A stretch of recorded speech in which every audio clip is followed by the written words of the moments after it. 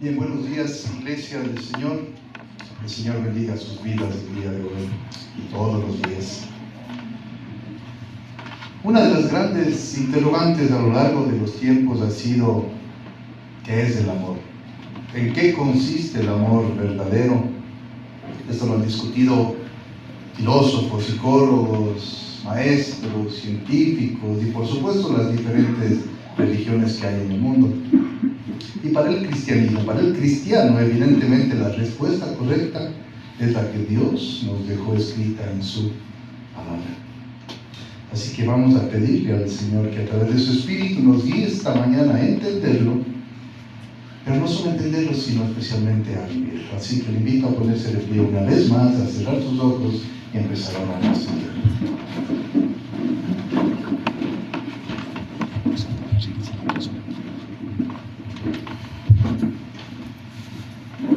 Padre, te damos gracias, Señor, por todas tus bendiciones, Señor, por traernos con vida esta mañana, levantarnos y por la posibilidad de acudir una mañana de domingo más para juntos, Señor, en congregación, celebrar un culto de adoración a tu nombre. Y te pedimos este momento que desde lo alto, Señor, ministres nuestros corazones, que tu palabra sea vertida y permite que sea expuesta clara y fielmente al contexto bíblico, Señor. Pero sobre todo, que tu Espíritu Santo sea quien enseñe, quien nos aliente y nos despierte, Señor, en este delicado tema, pero tan importante. Te pedimos esto en el nombre de Jesús. Amén. Permanezca de pie. Vamos a empezar orando. No sé si está la diapositiva. Vamos a empezar leyendo el pasaje. Nos toca Primera de Corintios, el capítulo 13, si usted puede abrir su Biblia. Vamos a ver los 8 primeros versículos de esta mañana, pero solo quiero empezar leyendo los 3 primeros. Dice así en la versión Reina Valera, dice: si yo hablase lenguas humanas y angélicas y no tengo amor, vengo a ser como metal que resuena o címbalo que retiñe. Y si tuviese profecía y entendiese todos los misterios, toda la ciencia, y si tuviese toda la fe, de tal manera que trasladase los montes y no tengo amor, nada soy. Y si repartiese todos mis bienes para dar de comer a los pobres, y si entregase mi cuerpo para ser quemado y no tengo amor, de nada me sirve. Puede tomar asiento.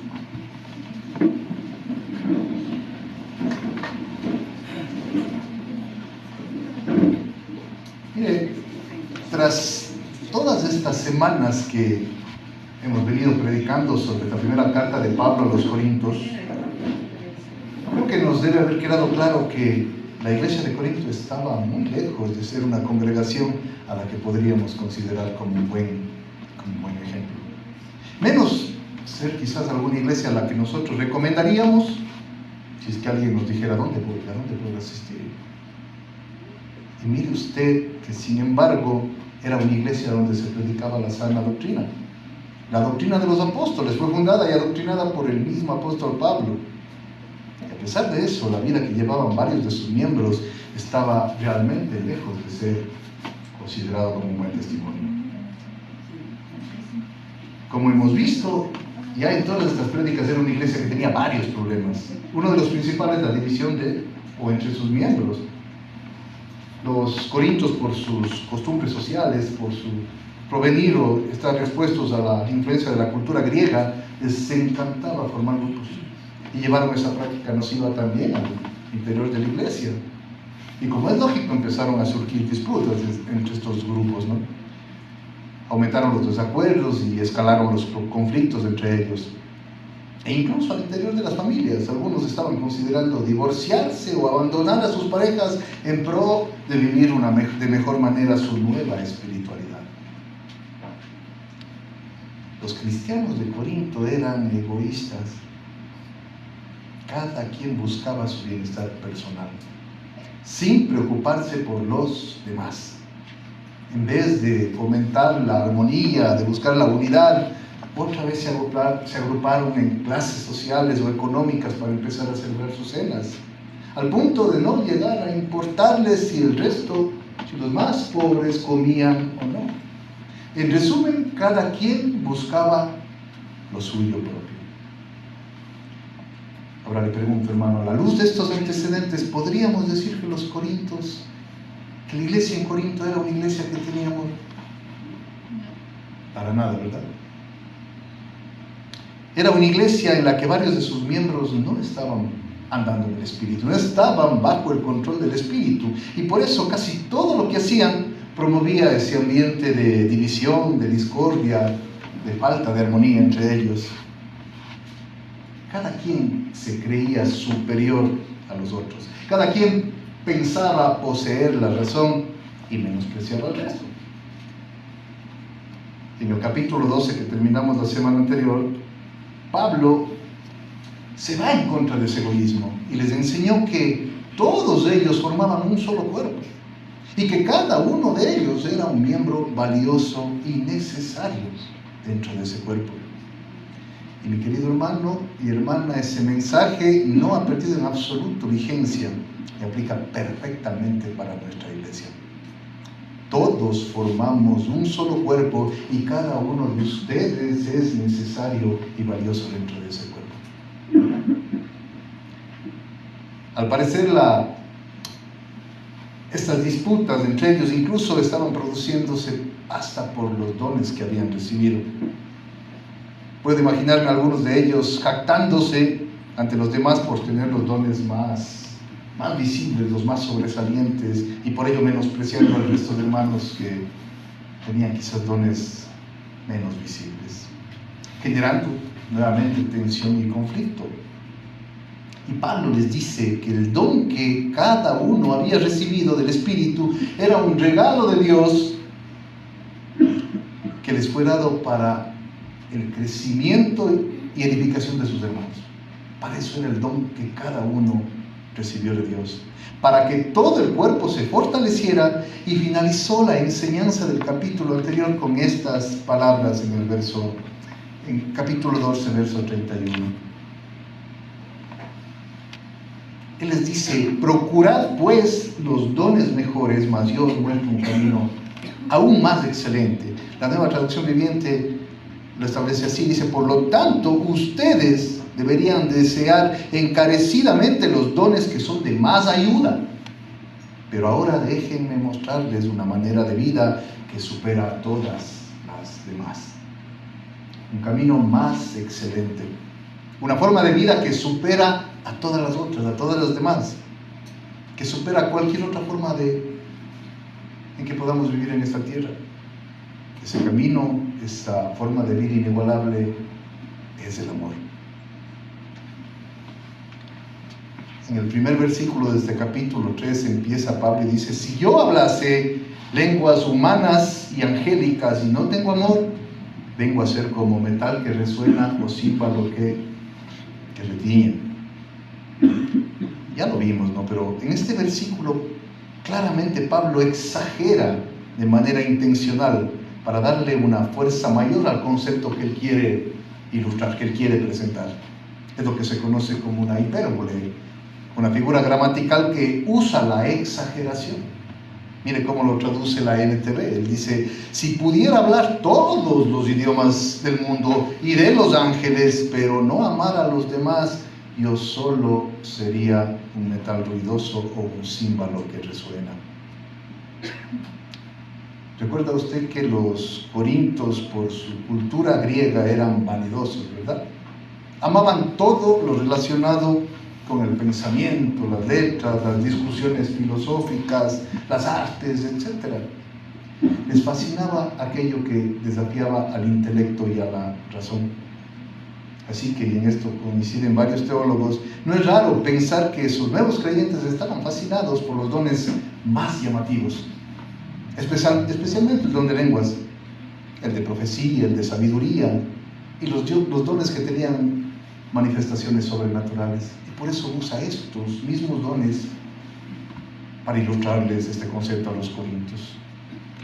Poniéndose él mismo de ejemplo, les dice que aún si él pudiera hablar todas las lenguas, todos los idiomas humanos conocidos, e incluso si pudiese llegar a hablar el lenguaje en que hablan los ángeles, en lenguas angélicas, pero que si no tiene amor no sirve absolutamente de nada.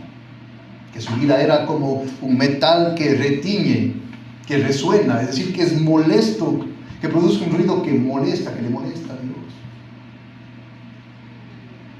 No está, hermanos, incentivándoles a que busquen hablar esos idiomas. Así como tampoco está enseñando Pablo que al ser humano le sea posible llegar a hablar en el lenguaje de los ángeles, sino que exagera intencionalmente para dirigir la atención de ellos hacia el amor, poniéndolo muy por encima de cualquier otro don, incluido el don de lenguas que les fascinaba. Ese es el camino más excelente. Esa es la forma de vida más elevada, más sabia, más espiritual que usted y yo podemos llegar a desarrollar. Y es la forma de vida que agrada a Dios y que lamentablemente muchos que decimos ser cristianos nos resistimos a entenderlo y a vivirlo. Continúa Pablo en el versículo 2 y dice: y si tuviese profecía y entendiese todos los misterios y toda ciencia, y si tuviese toda la fe, de tal manera que trasladase los montes y no tengo amor, nada soy. Continúa exagerando, continúa con las hipérboles, pero ahora usa el don de profecía, el de ciencia y el de fe como ejemplo para seguir ilustrando la supremacía del amor. Y les dice que si él tuviera un don de profecía tan desarrollado que pudiera llegar a conocer todos los misterios de Dios, que si conociese todo lo relacionado con las cosas espirituales, por ejemplo con la eternidad, y luego usa el don de ciencia, ¿no? Que si poseyese todo el conocimiento de las ciencias de este mundo, y recuerde o considere lo que significaba para ellos el conocimiento, la gnosis, pero que si no tiene amor, nada es, que no sirve para nada. Y si tuviese toda la fe, es decir, una fe tan grande, tan enorme, que incluso pudiera desatar la posibilidad de que Dios obre milagros, y ahí usa una ilustración que se basa en las propias palabras del Señor Jesús. Cuando en Mateo 17, que recoge el capítulo 17, Jesús les dice: porque ustedes tienen muy poca fe. De cierto les digo que si tuvieran fe como un grano de mostaza, le dirían a ese monte: quítate de allí y vete a otro lugar, y el monte les obedecería. Nada sería imposible para ustedes. Y Pablo usa esa ilustración, esas palabras del Señor para decirles que si él mismo tuviera una fe tan grande que mueva la mano de Dios a obrar milagros extraordinarios, como aquel de trasladar un monte de un lugar a otro, que alguien le diga al Chimborazo: vente de Cotopaxi acá, el río Mama de Cotopaxi acá en Cuenca, la Suay. Pero que si no tiene amor, esa enorme fe, esa fe extraordinaria, tampoco sirve de nada. Leía esta reflexión, no sé el autor, no pude copiarla, me quedé con la reflexión. Decía: un hombre con gran fe puede mover grandes montañas, pero las pondrá en el camino de alguien más o justo encima de alguien más si es que no tiene amor. No sirve de nada. Hermano, mira, tal vez podamos pensar que todo el conocimiento adquirido, tanto a nivel secular como ministerial, todo el servicio que hemos entregado y toda la fe que hemos ido desarrollando, nos acreditan delante de Dios. Y lo que Pablo nos dice, o mejor dicho, lo que Dios nos dice a través del apóstol Pablo, es que si no tenemos amor, ni títulos, ni maestrías, ni doctorados, ni el más profundo conocimiento de las Escrituras, ni el más abnegado servicio, ni la fe más grande, más poderosa, más arraigada, no sirve para nada. Para Dios es un cero. Para Dios es un cero porque no aporta nada. Pero al mismo tiempo, no debemos confundir este llamado. Hemos visto que el conocimiento sin amor es inútil. Pero el conocimiento con amor es hermoso, es poderoso, es deseable.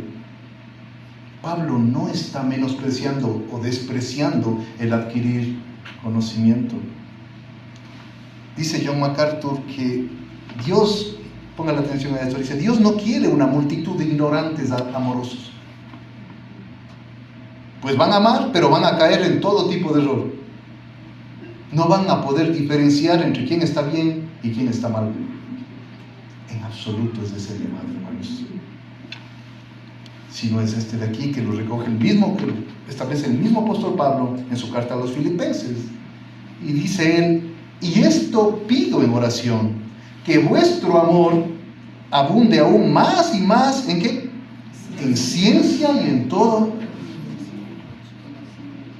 Entonces no debemos separar las dos cosas. Tanto el amor como el conocimiento son necesarios en la vida del creyente y debemos mantenerlos siempre en el equilibrio correcto.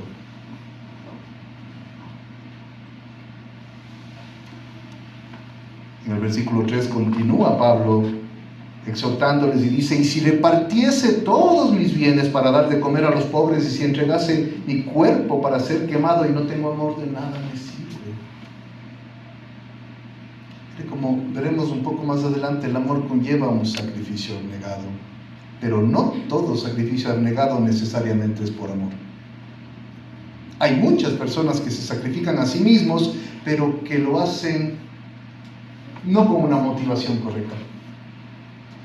Algunos infligen dolor o restricciones a manera de sacrificio, como los budistas, por ejemplo, que hasta llegan a quemarse, u otros que ayunan largos periodos de tiempo o donan sus posesiones a la iglesia, pero que lo hacen por una conveniencia personal, buscando el favor personal de Dios y no por la razón correcta que es el amor. En este sentido, Pablo vuelve a exagerar en este versículo, vuelve con la hipérbole y dice que aun si alguien se sacrificara de tal manera, de ser tan generoso que vendiera todas sus posesiones para que los pobres puedan alimentarse, e incluso que si entregara su cuerpo para ser quemado, pero que si no tiene amor de nada le sirve. Hermano, no nos sirve de nada dar incluso abundantemente. Si lo sientes como una obligación o lo haces por ganarte el favor de Dios, buscando que Él te retribuya por tu ofrenda. Equivale a pensar que si pequé mucho durante la semana, ofrendaré un poquito más para equiparar la ofrenda. Puedes entender entonces que si no das por el motivo correcto, que es el amor a Dios, el amor a su obra, es igualmente infructuoso, no sirve.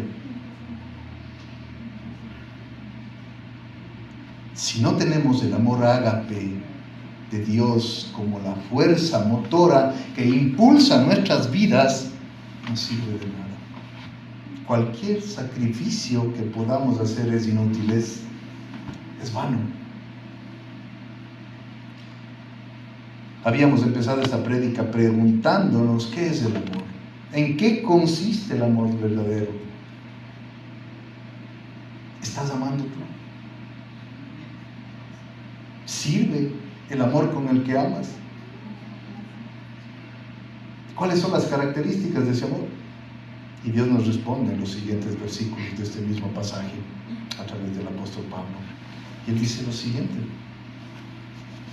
En este pasaje que es muy conocido, él dice, el amor es sufrido, es benigno, el amor no tiene envidia, el amor no es jactancioso, no se envanece, no hace nada indebido, no busca lo suyo, no se irrita, no guarda rencor, no se goza de la injusticia, mas se goza de la verdad, todo lo sufre, todo lo cree, todo lo espera y todo lo soporta. Si usted se fija, Pablo empieza la descripción del amor bíblico, del amor verdadero, del amor ágape, diciéndonos dos cosas que sí es el amor. Él dice que es sufrido y es benigno.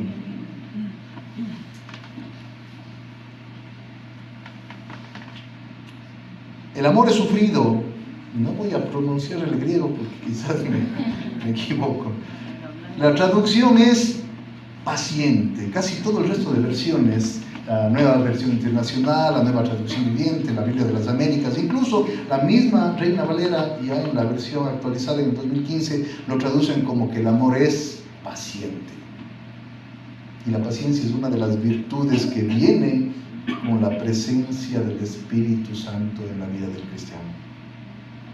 Ser paciente, hermano, no hace referencia a simplemente aguantar de manera estoica alguna ofensa, etc., sino que es una disposición del corazón del creyente para soportar y disculpar las fallas y debilidades de los demás, siempre pensando en el bien del otro. La paciencia, y póngale ojo a esto, la paciencia en el amor se manifiesta en la forma en que usted trata a los demás, en la forma en que tratamos a los demás en nuestras relaciones diarias. Pablo lo definió así en su carta a los Efesios. En el versículo 4 él dice, en el capítulo 4, versículo 2 él dice, con toda humildad y mansedumbre, soportándoos con paciencia los unos a los otros ¿Somos pacientes en nuestro trato con los demás? ¿Eres paciente en tu trato a los demás? Es un buen punto para que usted empiece un análisis, para que empiece a confrontar su vida esta mañana de la manera que usted cree amar y si se ajusta a la descripción que Pablo está haciendo en este pasaje del amor. Luego nos dice que el amor es paciente, pero también el amor es benigno, que significa bondadoso, generoso, comprensivo. Eso es la traducción de este término chlesteuetaya. Ya estoy hablando en lengua, sí. Mire, ser benigno no es simplemente la ausencia de maldad. O sea, no soy malo, entonces soy benigno. No funciona así. Es decir, no soy malo con las personas, sino la benignidad implica una actitud de bondad activa hacia los demás. Hoy con el pastor Diego veíamos que la fe debe ser activa. La benignidad igual, tiene que haber una actitud de bondad y que sea activa. Se traduce en acciones. Se manifiesta en acciones concretas que evidencian misericordia y gracia, actuando con bondad y generosidad, buscando siempre la felicidad y el bienestar de las demás personas. Eso es benignidad, hacer acciones concretas. En ocasiones podemos aparentar ser bondadosos, pero si lo haces tú por una conveniencia o un interés personal, eso no es benignidad. ¿Eso qué es? Conforme a esta descripción, ¿puedo decir que soy realmente bondadoso o benigno en mi trato con el resto? Entonces, Pablo empezó con estas dos cosas que sí son el amor, paciente y benigno. Y ahora continúa su descripción del amor mencionando, en cambio, 8 cosas que no es el amor, que no son amor. Y él dice, el amor verdadero no tiene envidia. Y la envidia, hermanos, es un sentimiento, y véanlo bien, ¿no? Porque es algo que usted siente, que produce resentimiento o descontento por las posesiones o logros de otro. Eso es envidiar. El amor verdadero no alberga envidia porque se regocija en el bien ajeno. Se alegra sinceramente por los triunfos de otras personas. Y la envidia, hermanos, es destructiva y es contraria a la naturaleza del amor ágape. El libro de Proverbios nos dice que el corazón apacible es vida de la carne, vida para la carne, mas la envidia es carcoma de los huesos. Es tan destructiva la envidia que actúa porque te lleva a estar comparándote continuamente con los demás.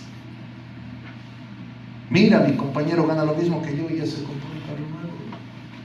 Es más joven que yo y ya tiene casa nueva. ¿Cómo le hace para siempre vestir ropa nueva?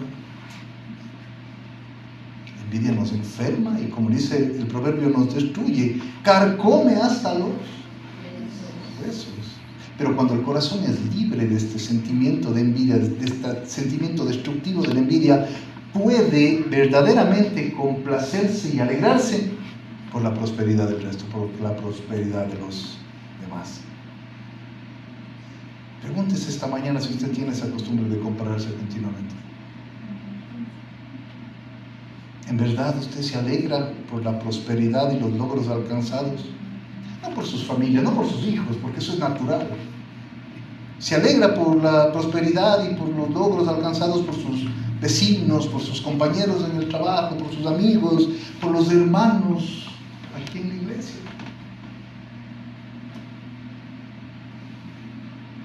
El amor verdadero no tiene envidia. Y continúa y dice que el amor no es jactancioso. Quien ama no alardea de sus propias cualidades, logros o posesiones materiales. No busca la autopromoción o la autoexaltación. La jactancia, hermanos, es un signo, un símbolo de orgullo y de inseguridad en la vida de las personas. Y es contraria al amor ágape, eso nos dice el versículo, que no es jactancioso. Porque el amor siempre busca el bien de los demás antes que la autoexaltación.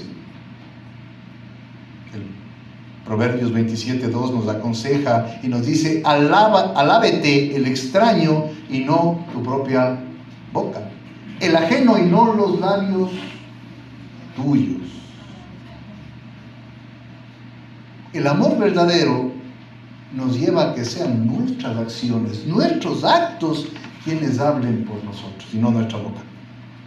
¿Por qué? Porque el amor busca edificar en lugar de reconocimiento o de que la gente nos alabe, o autoalabanza incluso. Y también nos dice Pablo que el amor no se envanece. ¿Qué es el envanecimiento?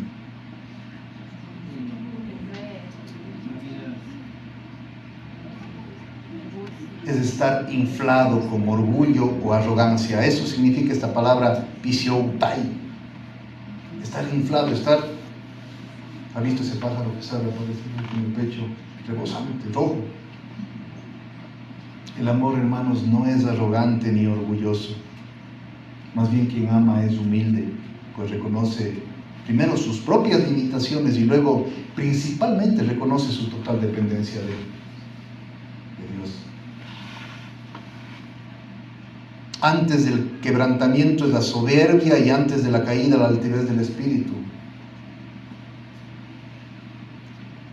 La arrogancia y el orgullo te conducirá a la ruina. En cambio, el amor verdadero siempre busca construir, siempre edificar a los demás con humildad, reconociendo, o porque reconoce que todo lo que viene proviene desde lo alto, todo lo que tiene, todo lo que posee proviene de la bendición del Señor. Y luego vamos al versículo 5 y continúa Pablo y nos dice que también el amor no hace nada indebido. Y esta palabra chemonei significa que no actúa de manera inapropiada o deshonrosa, eso es no hacer nada indebido, sino que cuida la forma en que tratamos a los demás. Con tus palabras, con tus acciones, tú nunca buscas hacer algo que les avergüence o que le degrade o que le deshonre al resto, sino siempre propendes o debe propender a crear un buen clima, un buen ambiente con las personas con las que interactúas y no incomodarles. Hay personas que se enorgullecen en eso, en crear situaciones incómodas. Siempre están buscando una palabra para picar. Frases como: es que yo soy así, si me quieren bien, y si no, son la antítesis del amor, porque solo se centra en ti, no piensa en los demás. Y el amor tampoco se irrita, no se irrita, Es decir, no se enoja fácilmente. El amor no es propenso a la ira. No es propenso a la ira, hermanos. Al contrario, mantiene la calma y en situaciones difíciles y provocadoras siempre responde con mansedumbre y autocontrol. ¿Es fácil eso? No. Evidentemente es un signo de ir madurando en los caminos del Señor. Pero tienes que saber que eso dice su palabra con respecto al amor, que no se irrita, que no se enoja fácilmente. Y no guarda rencor. O logicetai tocacón. No tacacón, tocacón. Mire, significa que el amor no lleva cuentas del mal, no lleva un registro, un cuaderno en lo que usted va anotando todos los agravios y ofensas que va. Este me hizo. Eso es para sacarlos a la luz en cuanto convenga. La siguiente pelea en los matrimonios examinamos, ¿no? Sino que el amor verdadero busca perdonar la ofensa, liberándole así tanto al ofensor cuanto a sí mismo al ofendido. Tampoco no se goza de la injusticia. No encuentra ningún tipo de placer en la injusticia, hermano. Es decir, no se deleita ni en el pecado ni en la maldad. Es más, repele, rechaza de forma natural todo lo que es injusto y pecaminoso. Por eso, usted quizás pueda darse cuenta que actividades que a usted antes les parecían normales y hasta divertidas, hoy ya no las pasa. Hoy ya no las pasa. Hoy la ve como detestables, como sucias y hasta nocivas para su vida, cuando antes íbamos con pies presurosos hacia ella. Y en contrapartida, Pablo dice que el amor verdadero se goza de la verdad.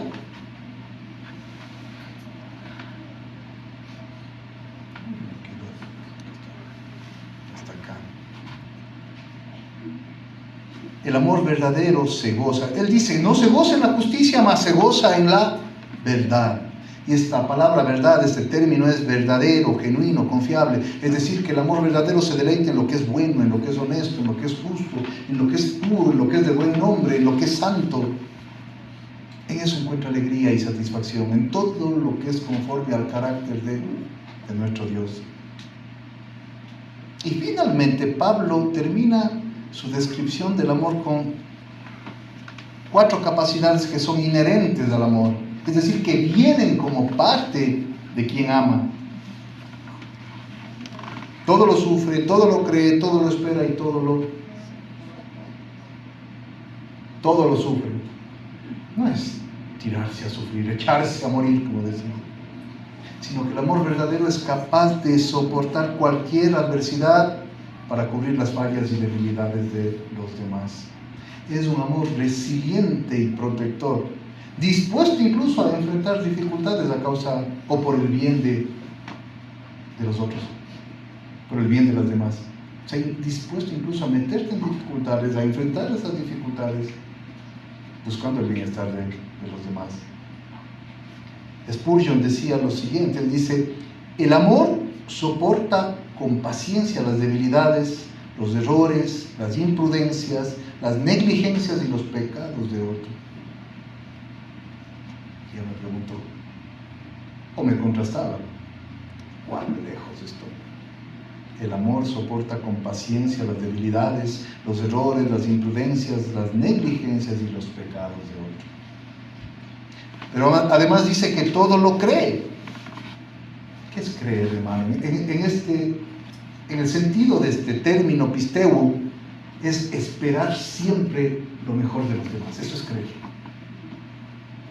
No es un amor ingenuo o tonto por sí, sino que elige confiar y creer en las personas, dándoles el beneficio de la duda y esperando siempre lo mejor de ellos.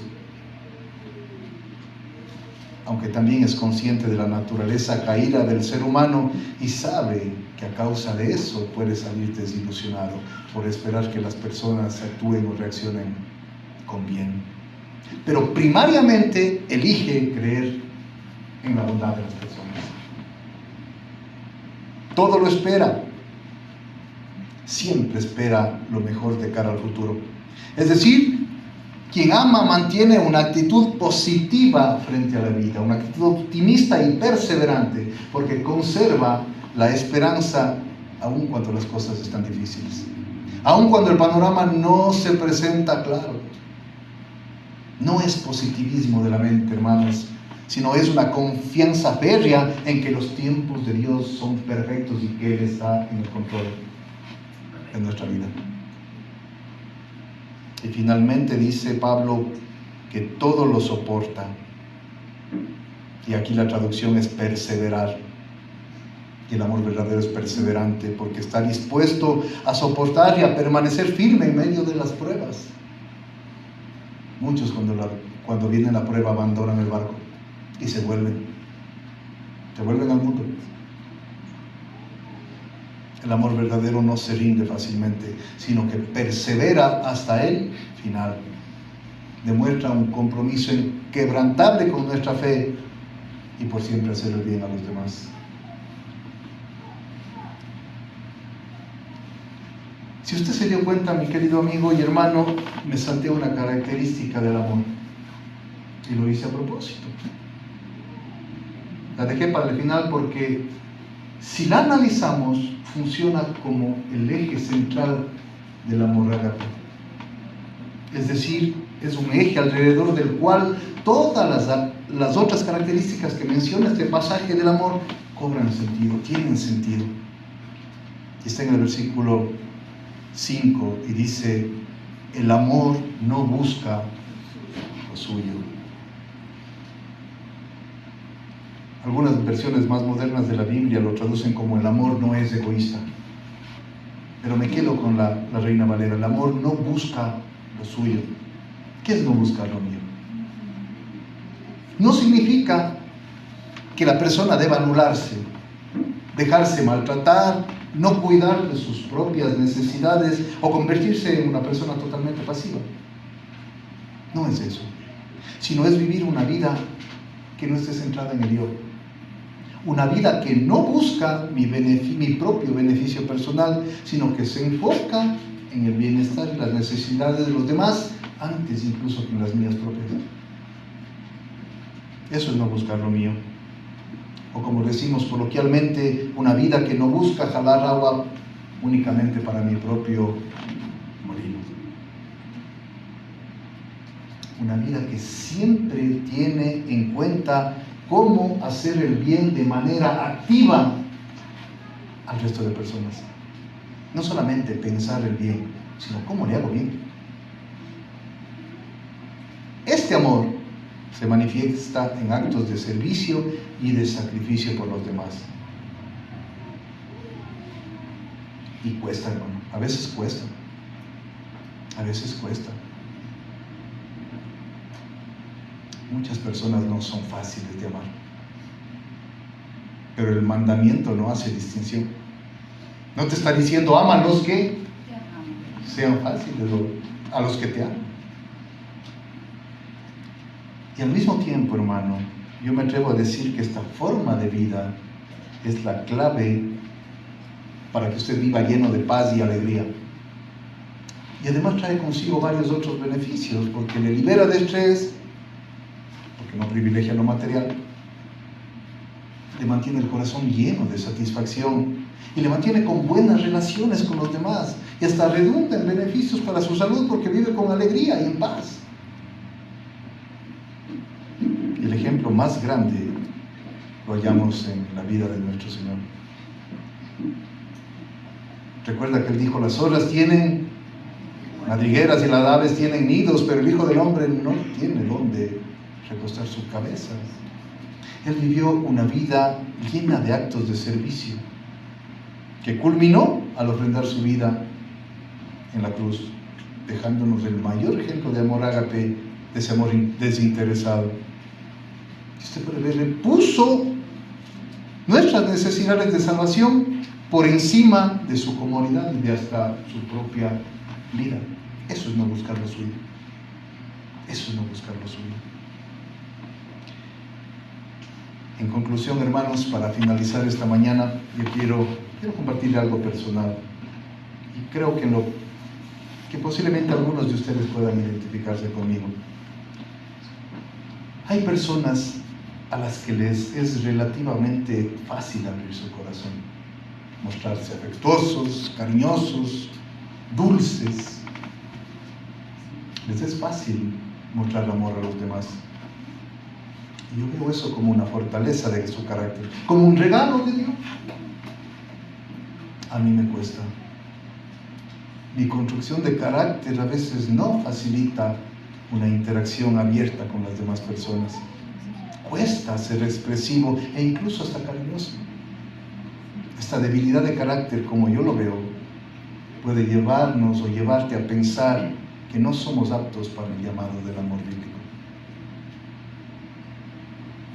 Por otra parte, quizás muchos de ustedes o algunos de ustedes pudieron haber atravesado experiencias duras, una infancia difícil, un abandono, una separación, una traición, algo que pudo herirlos profundamente, y a causa de lo cual usted pudo haber construido algo así como un muro de piedra invisible alrededor de su corazón para protegerse a fin de no volver a ser lastimado. Y ese muro le impide dar y recibir amor y afecto. Y por eso generalmente nos mostramos fríos, parcos o hasta sombríos en el trato con las demás personas. Pero quiero decirte, mi querido hermano, que cualquiera de estas situaciones que son reales no interfieren o imposibilitan el llamado bíblico de amar. No nos incapacitan para amar. Todo cristiano tiene la capacidad de hacerlo. ¿Y sabe por qué? Porque esa capacidad le fue dada cuando el Espíritu Santo llegó a habitar en su corazón, en su vida. Pero es su responsabilidad desarrollarla y vivirla, practicarla, ponerla en práctica en el día a día. El llamado que Pablo les hizo a aquellos creyentes en Corinto es el mismo llamado de Dios para todos a quienes Él adoptó como hijos. Que busquemos vivir ese camino más excelente, esa forma de vida que supera a todas las otras formas. Que amemos con este amor verdadero cuyas características hemos analizado esta mañana. Y la clave para empezar a vivirlo está en no buscar lo mío propio. Quédese con eso. Esa es la forma más elevada de vida que supera cualquier ciencia, a cualquier conocimiento o don de este mundo. Don dado por el Espíritu incluso. Por eso él en el versículo 8 concluye y dice: el amor nunca deja de ser. Pero las profecías se acabarán y cesarán las lenguas y la ciencia acabará, pero el amor nunca deja de ser. Vuelve a ratificar la supremacía del amor sobre todas las otras cosas. Pensaba que si Dios nos sugiriera que obtengamos algún tipo de conocimiento, una maestría, un doctorado, nos diría que lo saquemos en amor. Magíster o doctor en la práctica de amar a los demás. Eso para él constituye la excelencia. Ese es el camino más excelente, el mejor y más apreciado don de todos. Que el Espíritu del Señor nos guíe, hermanos, a entenderlo y a vivirlo. Cierre sus ojos y ore conmigo para finalizar esta mañana. Amado Dios, te bendecimos, te agradecemos por la exposición de tu palabra, Señor. Que en tu bondad, en tu providencia, en tu misericordia, permitas que esa palabra revuelva nuestro entendimiento y nuestros corazones y nos guíe a entender la importancia del amor bíblico, de este amor ágape, de ese amor verdadero. que si hemos estado, Señor, dormidos en esto, te pedimos que de ti mismo venga ese don, Señor, el don de amar. Permítenos desarrollarlo y expresarlo, tanto aquí en la iglesia como allá afuera en el mundo, en cada acto, en cada conversación, incluso en cada pensamiento hacia los demás, a desearles siempre el bien, alegrarnos sinceramente de sus triunfos, de sus logros, y hacer, Señor, activos y generosos en hacer el bien al resto de personas. Que tu palabra nos lave y nos limpie esta mañana. En el nombre de Jesús te pedimos. Amén.